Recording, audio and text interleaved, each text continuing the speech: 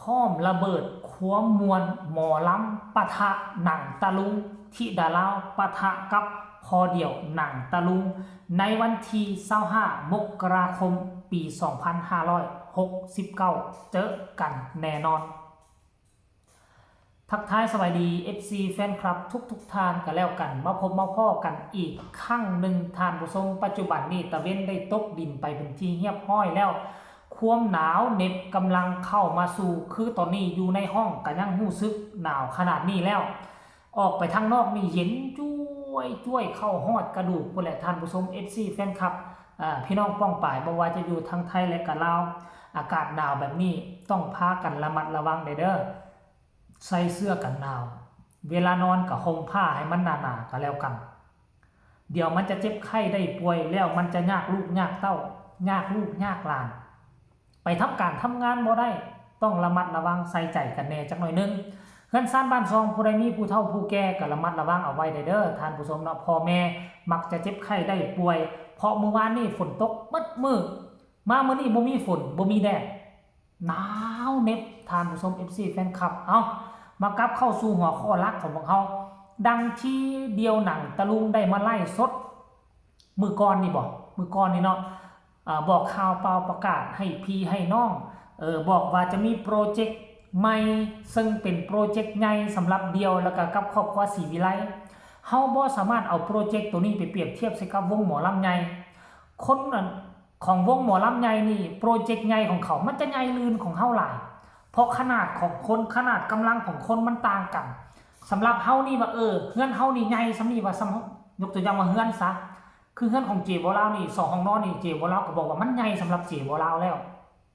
ใหญ่สำหรับเฮาแล้วเพราะว่าเฮามีเงินสำนี่เฮามีกำลังมหาศาลเฮามีกำลังเพียงแต่สำนี่แต่ถ้าเอาไปเปรียบเทียบกับคนรวยเงินเขาก็10กว่าห้องนอนหมดแล้วอันใหญ่ของเขาท่านผู้ชมโปรเจกต์ของน้องธิดาลาวกับพ่อผู้ศรีวิไลเฮ็ดร่วมกันกับเดี่ยวหนังตะลุงกับเส้นเดียวกันว่าโปรเจกต์ใหญ่ของเขาก็เป็นได้เพราะเขาบ่ค่อยมีโปรเจกต์ที่จะสร้างร่วมกับคนอื่นพ่อปานใดมาครั้งนี้ถือว่าเป็นโปรเจกต์แล้วเป็นโปรเจกต์ข้ามสายพันธุ์เจบ่เล่าเว้าแบบนี้ขอใช้คำว่าข้ามสายพันธุ์ปกติแวดวงการหมอลำก็จะมีโปรเจกต์ร่วมกันกับศิลปินหมอลำคนนี้ร่วมกับวงหมอลำวงนั้นร่วมกับค่ายเพลงนี่ซะนะแต่ว่าพอผู้ศรีวิไลคิดต่างคิดแหวกแนวคิดนอกกรอบเดิมๆที่มันมีมามันซ้ำซากจำเจหลายคนเฮ็ดหลายคนกระทำต้องยอมรับสมองของพ่อเดียวหนังตะลุงของน้องธิดาลาวนี่สมองใสถึงว่าตาอาจจะบ่มองเห็นมันสมองเป็นเลิศIQ สูงกว่าคนที่ตาปกติด้วยซ้ำไปนำเอาโปรเจกต์ตัวนี้มานำเสนอให้พอผู้ศรีวิไลลงพูดคุยกันจนฮอดตี 2ในที่สุดตกลงกันได้ตื่นเช้ามามื้อต่อมานี่ไล่สดบอกพี่บอกน้องตอนไล่สดนั้นจับมื้อบ่ได้จับวันบ่ได้บอกว่าประมาณเดือนหน้านี่แหละเดือนมกราคมนี่แหละแต่ว่าวันที่เท่าไหร่บ่แน่ชัดตอนไล่สดแต่ว่ามามื้อนี้นี่เลือกมื้อเลือกวันได้แล้วเนาะเพราะว่าคิวงานของเดียวหนังตะลุงนี่บ่ธรรมดาเด้ก่อนไผจะได้คิวงานของเดียวหนังตะลุงต้องได้จองข้ามอาทิตย์ข้ามเดือนสมัยนั้นข้ามปีพุ่นน่ะตอนนั้นน่ะเดียวหนังตะลุงนี่โด่งดังซ้ำกับวงการหมอลำฟีเวอร์ทุกมื้อนี่แหละแล้วมันมีงานอยู่แล้วของเวทีของเดียวหนังตะลุงเพียงแต่เอาวงหมอลำเอาหมอลำน้องธิดาลาวน้องไอ้น้องปรารถนาเจี๊ยบเคพอผู้ศรีวิไลไปผสมโรงนำซื่อๆนะเดี๋ยวนี้นะมันก็เลยก่อให้เกิดชื่อว่าวงหมอลำน้องใหม่ขึ้นมาทันทีก็ค่อยจำบ่ได้แล้วผู้ใดจำให้คอมเมนต์มาหาจีบ่ลาวเด้อคอมเมนต์มาหาจีแล้วชื่อว่าวงหมอลำอีหยัง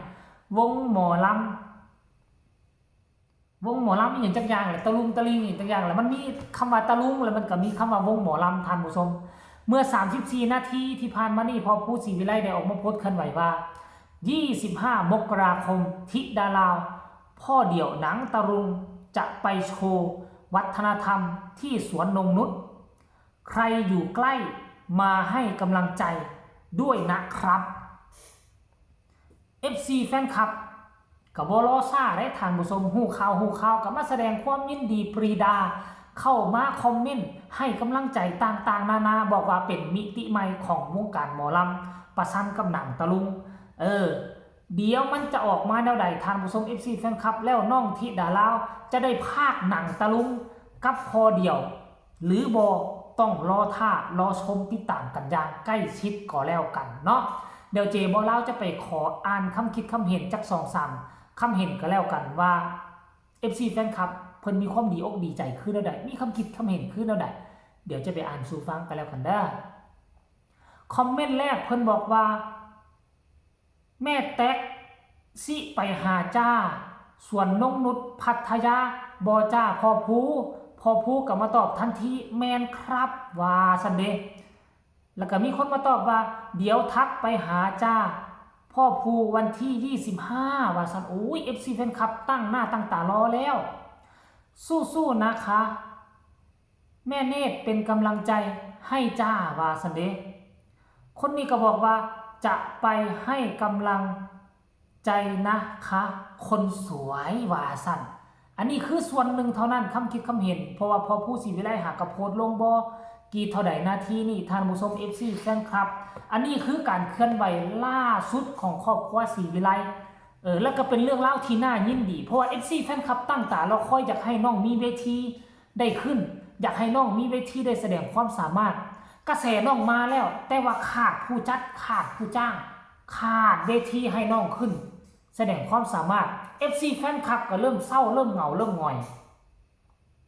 ปัจจุบันนี่นะเฮาปฏิเสธบ่ได้ดอกเวทีมันจะน้อยส่ำใดมันจะเล็กส่ำใดแต่ขอให้มันได้เป็นงานขอให้น้องได้ไปร้องเพลงให้พวกเฮาฟังนะบ่จำเป็นต้องเป็นเวทีใหญ่โตมโหฬารอันหน้าตานี่เฮาบ่เอาเทื่อตอนนี้คือเฮาเพียงแต่มีกระแสเฮายังบ่ทันโด่งดังคับฟ้าซ้ำผู้อื่นเทื่อขอเพียงแต่ให้มันมีงานจะเป็นเวทีน้อยเวทีใหญ่อย่าสู้รังเกียจอย่าสู้ไปเว้าอย่าสู้ไปดูหมิ่นดูถูกว่าเวทีน้อยเวทีนั้นเวทีนี้จะต้องขึ้นเวทีใหญ่อย่างเดียวบ่ต้องคิดเรื่องนั้นก่อนขอให้มันมีการมีงานเข้ามาทุกมื้อนี้ก่อนคนเฮามันต้องไต่เต้าจากน้อยไปหาใหญ่และค่อยกระวังว่าปีหน้าฟ้าใหม่นี่น้องคงจะมีเวทีใหญ่ๆมากขึ้นแน่นอนบ่แน่ได้จับมือกับพอเดียวแล้ว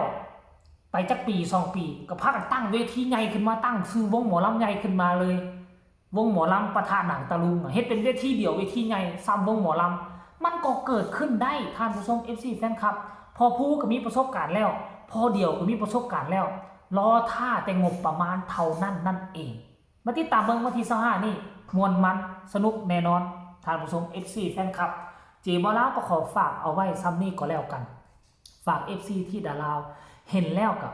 กดไลค์กดแชร์กดติดตามให้เจบ่ลาวแหน่ที่สำคัญก็จะกดข้ามโฆษณา